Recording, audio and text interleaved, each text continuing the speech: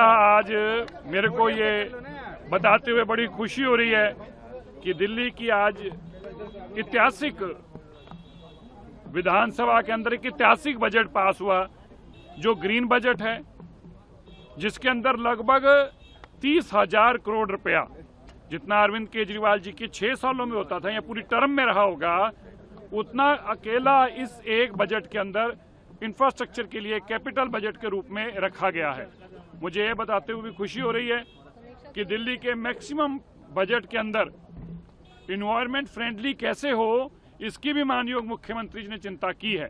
जहाँ स्कूल में बच्चियों को साइकिल दी जाए, जहाँ होशियार बच्चों के लिए लैपटॉप दिए जाएं, जहाँ 1000 नए ऑटोस के लाइसेंस विमेंस को दिए जाएं, जहाँ दिल्ली की झुग्गी झोपड़ी के लिए मकान बनाए जाएं, जहाँ अनऑथराइज्ड एरिया को नई सड़कें बनाई जाएं, जहाँ इंडस्ट्रियल एरियाज के अंदर दोबारा से सभी सड़कों के लिए पैसा दिया गया है।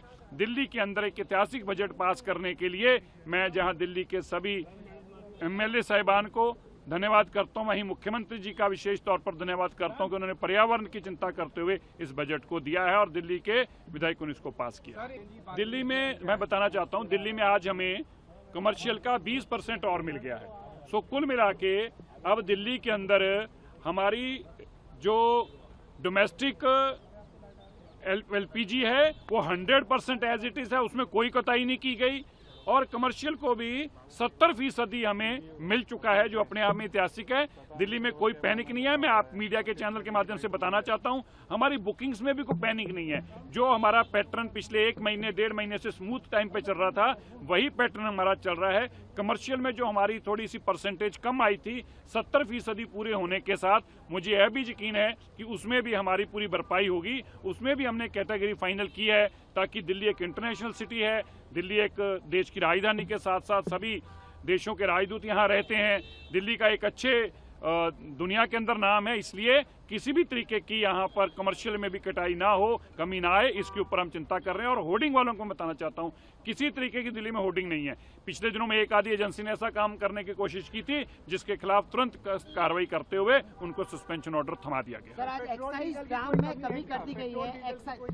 नहीं, हमारे यहाँ पे पेट्रोल डीजल में भी अभी तक कोई कमी नहीं है। हमारे यहाँ पे किसी को लाइन में लगने की जरूरत नहीं है। ड्यूटी नहीं, मैं उनकी बात का जवाब दे रहा हूँ कि यहाँ पे उस चीज की भी कोई कमी नहीं है। हाँ, आज मैं धन्यवाद करता हूँ देश के प्रधानमंत्री जी का, जिन्होंने एक बड़ा कदम लेते हुए एक्साइज ड्यूटी में कट किया है। उससे हमारी जो कंपनीज हैं, जो हमें पेट्रोल डीजल प्रोवाइड फ्यूल कर रही हैं, उनके ऊपर से अतिरिक्त बोझ कम होगा। इसके लिए मैं देश के प्रधानमंत्री जी का धन्यवाद करता हूँ।